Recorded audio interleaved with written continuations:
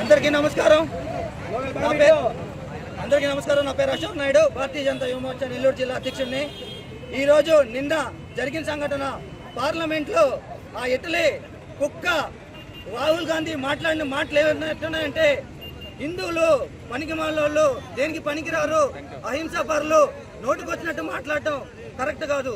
ఇది ఎలా ఉందంటే హిందువుల మనోభావాలు దెబ్బతీసేటగా ఇలాంటి వాళ్ళగా మనం అధికారం ఇచ్చేది, ఇలా మత విద్వేషాలు రెచ్చగొట్టే వాళ్ళగా మనం అధికారం ఇచ్చి మనం ఇక్కడ కూర్చోబెట్టింది.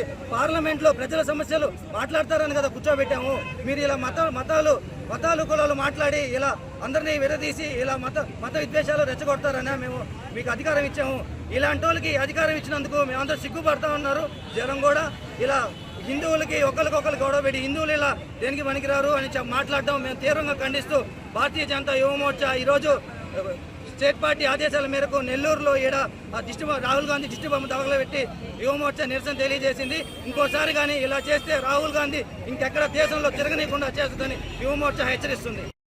మనందరం కూడా చూసాం, ఏదైతే పార్లమెంటు హౌస్లో ఏ విధమైనటువంటి చర్చ జరగాలో ఆ విధమైనటువంటి చర్చ జరగకుండా ఈ దేశం కోసం, దేశ అభివృద్ధి కోసం, దేశ సంక్షేమం కోసం మాట్లాడకుండా ప్రతిపక్షంలో ఉన్నటువంటి ఏదైతే రాహుల్ గాంధీ నిన్న మాట్లాడినటువంటి విషయాలందరూ కూడా దేశవ్యాప్తంగా ప్రపంచవ్యాప్తంగా చూశారు.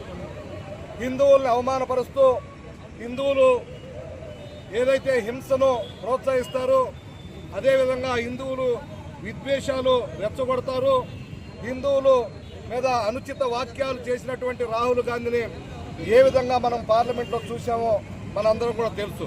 అయితే ఎమ్మడే ఏ విధంగా గౌరవ భారత ప్రధాని నరేంద్ర మోడీ గారు లేచి హిందువుల మీద ఏదైతే కక్షతో మాట్లాడుతున్నారో ఆయన యొక్క మాటలను కూడా భారతీయ జనతా పార్టీకి సంబంధించినటువంటి గౌరవనీయులు ఈ దేశ ప్రధాని నరేంద్ర మోడీ గారు తీవ్రంగా ఖండించారు. అదేవిధంగా అక్కడ ఉన్నటువంటి ఎంపీలందరూ కూడా తీవ్రంగా ఖండించారు.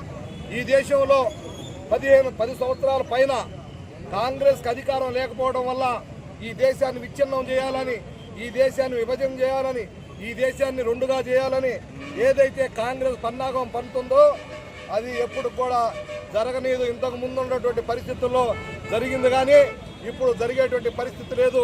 అందరూ కూడా ఈ దేశంలో ఉన్నటువంటి అందరూ, ప్రపంచంలో ఉన్నటువంటి భారతీయులందరూ, ఈ దేశంలో ఉన్నటువంటి భారతీయులు మేధావులు అందరూ కూడా మతాలకి పార్టీలకు అతీతంగా ఏదైతే రాహుల్ గాంధీ గారు ఏ విధంగా హిందువుల మీద విరుచుకుపడ్డారో, హిందూ జాతి మీద ఏ విధంగా విరుచుపడ్డారో వారిని తీవ్రంగా ఖండించాలని అయితే జరిగిందో సంఘటన మీ అందరికీ తెలిసిందే.